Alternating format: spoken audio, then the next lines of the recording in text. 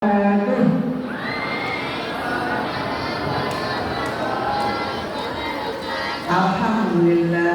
bismillahirrahmanirrahim. Wassalatu wassalamu ala asyrofil anbiya'i wal mursalin wa ala alihi wa sahbihi ajma'in, amma ba'du. Allahumma rabbi shrah li sadri wa yassir li amri wahlul 'uqdatam min lisani yafqahu qawli. Alhamdulillah, Bapak dan Ibu yang kami hormati, para asatidz, ustazah, pengurus yayasan yang kami cintai, dan anak-anak semuanya yang mulia saya uhibbukum fillah. Bapak Ibu, alhamdulillah kita sebagai keluarga besar, walaupun belum besar ya, tapi mimpinya kita semua, khususnya mimpi kami, pesantren ini bisa besar dalam artian besar pengaruhnya untuk kebaikan umat dan juga untuk kebaikan para keluarga-keluarga muslim, sehingga nanti kita semua bisa bersama-sama ada di surganya Allah Subhanahu wa Ta'ala. Anak-anak kita tadi sudah tampil ya, Bapak Ibu. Prinsipnya, intinya yang disampaikan oleh anak-anak kita adalah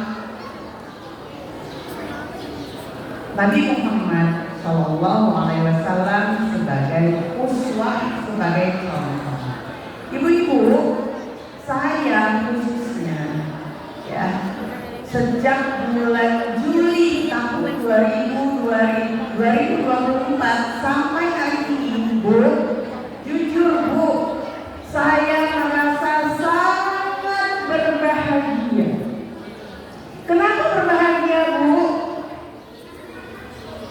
Kami di tim yang berkecimpung langsung di sini, para pengajar, pengurus, tim supporting, di laundry, di dapur, di bangunan, di kebun, kami semuanya kompak Bapak Ibu. Satu komando, satu jalan, satu keinginan, sehingga itu menumbuhkan rasa bahagia, rasa syukur yang luar biasa kepada Allah. Ditambah dengan para santri yang juga semuanya semangat untuk melakukan kebaikan. Juga pasti karena didukung, ya, dibantu, didoakan, disupport oleh Bapak Ibu semua, sehingga energi positif yang dialirkan oleh Bapak Ibu itu nyambung dengan energi positif kami yang ada di tengah hutan ini, Bapak Ibu, sehingga menumbuhkan semangat kami untuk semakin baik, semakin baik, semakin baik. Ya, alhamdulillah, terima kasih ya untuk itu Bapak Ibu ya. Insya Allah kalau kita selalu mengalirkan energi positif, pikiran positif, pikiran baik, ya, maka kita akan dikumpulkan oleh Allah juga dalam kebaikan. Nah, di kesempatan ini Bapak Ibu, kami punya target. Saya ingin menyampaikan target kami dalam waktu cepat, ya, dalam waktu cepat ini, yakni kita ingin membangun satu ajaran Rasulullah, yakni satu ajaran Allah yang hari ini sudah langka, hari ini sudah aman. Apa Ibu? Apa Bapak? Ya, hari ini kalau kita buka TV, yang seru dilihat tuh apa Bu? Apa Bu? Berita beritanya yang seru, yang asik, agak berat. Apa Bu? Gosip, benar? Berita artis, betul? Yang ditonton di podcast, ibu, bapak-bapak, ya. Kalau berbicara tentang masalah perekonomian Indonesia yang begini, aduh berat. Tapi yang dengar podcastnya adalah podcast cerita tentang seseorang. Apakah itu ipar agama dan lain-lain, ya? Nah, apakah hal seperti itu wajar dan biasa-biasa saja serta dibolehkan? Ya, nah maka kami ingin mengajak kita semua dalam waktu dekat 1 bulan kita targetkan, ya. Hari ini tanggal 15 September, mudah-mudahan di 15 Oktober kita sudah bisa mengikuti Rasulullah, mengikuti ajaran Allah dalam hal apa yang harusnya kita obrolkan, apa yang harus kita ceritakan. Jadi ibu-ibu, anak-anakku sekalian, ketika jadwal orang tua berkunjung atau jadwal boleh dibawa keluar, ya, menurut Islam yang harus ditanyakan oleh orang tua atau diceritakan oleh anak kita itu harusnya tentang siapa, Bapak? Tentang siapa, Bu? Tentang saya, ya, tentang saya. Contohnya bagaimana? Kami selalu menginfokan semua hal yang ada di pesantren biru. Misal jadwal kegiatan harian selama 1 pekan, mulai dari tahajud dan seterusnya. Di situ ada nama anak bapak ibu, dilihat ya. Nah, harusnya harapannya sesuai dengan ajaran Rasulullah, kalau ketemu anak kita yang kita tanya, yang kita obrolkan, nah kakak, ayo Mbak, Masya Allah, hebat Mbak, hebat kakak, hebat abang. Sebulan kemarin, di September kita tiap minggu boleh ya. Seminggu ini abang bisa 5 kali tahajud. Nah, itu yang kita bicarakan. Atau kalau bapak ibu melihat data anaknya, ada anak yang 1 pekan bisa setor hafalan Al-Quran, setor hafalan baru 13 halaman. Tapi anak kita setengah halaman. Nah, maka cara komunikasi kita adalah, nah, Masya Allah, kakak bisa dapat setengah halaman. Gimana ceritanya kak? Gimana cara menghafalnya? Tuh, mama belum bisa, ayah juga belum bisa. Ya, coba kak, pengen gak ditambah lagi? Nah, seperti itu ya cara berkomunikasi kita. Topik yang kita bicarakan, yakni kita membicarakan diri kita, bukan membicarakan orang lain. Nah, Bapak Ibu, kenapa? Ya, karena ajaran Rasulullah. Ini saya sangat berkepentingan karena saya ingin sekali ketika kebiasaan atau ajaran Rasulullah yang bisa kita amalkan produktif, Bapak Ibu ya. Karena kalau kita berbicara orang lain, nanti kita fokus mencari kelemahan orang lain, mencari kesalahan orang lain. Kita lupa dengan bagaimana meningkatkan kebaikan diri kita masing-masing. Ya. Nah, saya bacakan dalam sebuah hadis diungkapkan dari Abu Hurairah bahwa Rasulullah pernah bertanya, Allah kamu, apakah ghibah itu? Para sahabat menjawab, Allah dan Rasulnya lebih tahu. Kemudian Rasulullah bersabda, Ghibah adalah kamu membicarakan saudaraku mengenai sesuatu yang dia tidak sukai. Ya, seseorang bertanya, ya Rasulullah, bagaimanakah menurut engkau apabila orang yang saya bicarakan itu memang sesuai dengan apa yang saya katakan? Fakta loh Rasulullah, saya nggak ngegosip kok, ya saya nggak fitnah kok, ya. Maka jawaban Rasulullah, ya. Apa jawabannya Rasulullah? Apabila benar apa yang kamu bicarakan itu ada padanya, maka berarti kamu telah menggunjingnya. Dan apabila kamu bicarakan itu tidak ada padanya, maka berarti kamu telah membuat-buat kebohongan terhadapnya. Nah, Bu, Bapak, ya, kalau kita fokus ke orang lain, kita ngomongin orang lain, walaupun itu benar, ya, biasanya yang kita omongin tentang orang lain yang benar itu supaya menarik, yang bagus apa yang jelek? Biasanya yang jelek. Masakin, pekakin. Nah, ya. Nah, kata Rasulullah, kalau kita membicarakan tentang orang lain yang dia tidak suka, itu benar terjadi, ya. Maka kita sudah menguncinya, kita sudah menjibahnya. Dan kalau kita bicarakan itu tidak terjadi, bahkan kita sudah memfitnahnya. Ya, nauzubillah. Nah, bagaimana ketentuan Al-Quran terkait dengan ghibah tersebut? Itu ada di dalam Quran surah Al-Hujurat ayat 12, ya.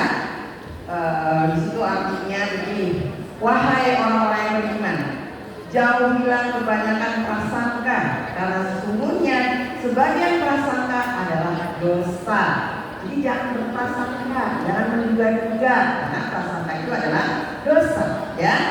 Janganlah kamu sekalian mencari-cari kesalahan orang lain, dan janganlah kamu sekalian bergibah atau menggunjing satu sama lain. Nah, apa balasannya dari Allah kalau kita menggunjing, menggibah, ya? Lanjutan dari ayat tersebut, adakah seseorang di antara kamu sekalian yang suka makan daging saudara yang sudah mati? Nah, jadi itu Bapak Ibu, anak-anakku sekalian, kalau kita ngomongin orang lain, ya, orang lain tidak suka dengan omongan kita itu, ya, maka nanti di akhirat bangkai teman kita itu harus kita makan. Mau nggak bangkai temannya? Mau? Misalnya antum lagi baik bunda nih, ya. Oh, bunda tuh ya kerjaannya pergi terus, jarang ada di PB ini. Benar kenyataannya, ya. Karena bunda ada jadwal misi kajian, ngajar bahasa Arab, Pangkal Pinang, jadwal berobat, benar. Tapi tendensinya positif atau negatif? Negatif. Maka anak-anakku sekalian, bayangkan, nih bunda segede ini badannya, nanti jadi bangkai antum makan. Mau? Nah, jadi jangan ngomongin orang lain, ya. Nah, lalu Bapak Ibu, ya, lanjutan ayat itu diungkapkan, ya, innallaha tawwabur rahim, ya. Sesungguhnya Allah itu maha penerima taubat dan maha pengampun, maha penyayang. Artinya ghibah itu dosa, Pak. Dosa, Bu. Ghibah dosa. Ulama bahkan ada mengkategorikannya, dia adalah dosa besar. Ya, jadi kita jangan ikuti tren hari ini yang tidak mengikuti ketentuan Islam. Yang diomongin itu gosip asik, ya. Nah, bukan itu yang kita ikuti, tapi ikuti ketentuan Allah, yakni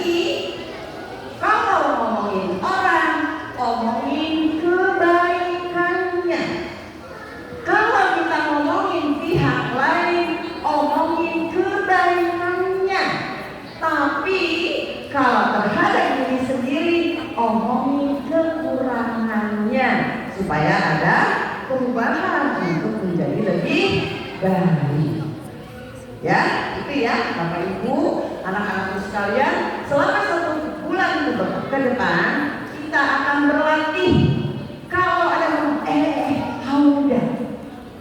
Kalau apa tuh dia? Jadi minggir, kabur aja, karena sudah kebayang ya bantainya dia akan kita makan. Ya, kemudian Bapak Ibu terkait dengan ghibah ini, ya juga disampaikan dalam hadis yang lain, ya itu Allah menggambarkannya bagaikan orang yang muflis, orang yang bangkrut.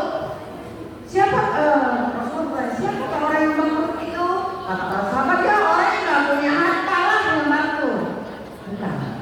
Orang yang bangkrut adalah orang yang dia merasa amal solehnya banyak, tahajud, sholat wajib, puasa sunnah, ya, kemudian sedekah, ya, mengajarkan Islam dan lain-lain.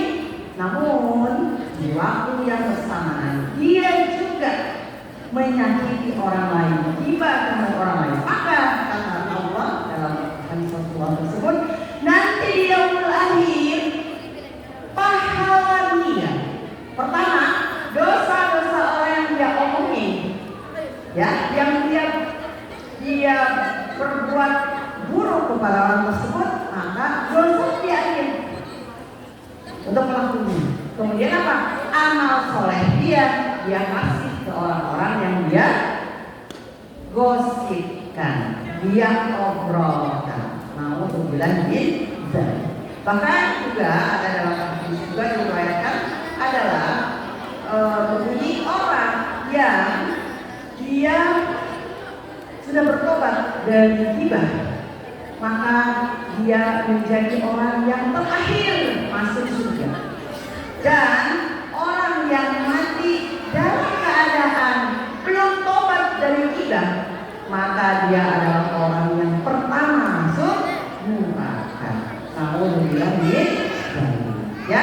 Jadi Bapak Ibu itu ya, ini tugas kita bersama selama 1 pekan ke depan yang kita ajak obrolkan terhadap anak kita, pasangan kita adalah diri kita masing-masing, bukan orang lain. Paham? Baik dulu. Baik Bapak Ibu, hari ini suasana masjid kita terang, benderang, terbuka, ordernya terbuka, ya. Nah, kami informasikan kita sedang melakukan pembangunan untuk masjid ini, ya. Ada dana yang kita dapatkan dari hibah dari provinsi sebesar 140 juta. Itu baru bisa untuk merapikan tiang-tiang dan memasang keramik dinding, belum bisa cantik masjidnya. Nah, kami membuka kesempatan beramal soleh bagi Bapak Ibu yang ingin membuat masjid kita lebih cantik. Mungkin nanti ada kaligrafinya kali ya. Nah, maka silahkan untuk berwakaf, ya. 1. Kemudian yang kedua, saya ingin menyampaikan pesan dari kakak kelas yang sudah lulus kepada anak yang kelas 9, ya.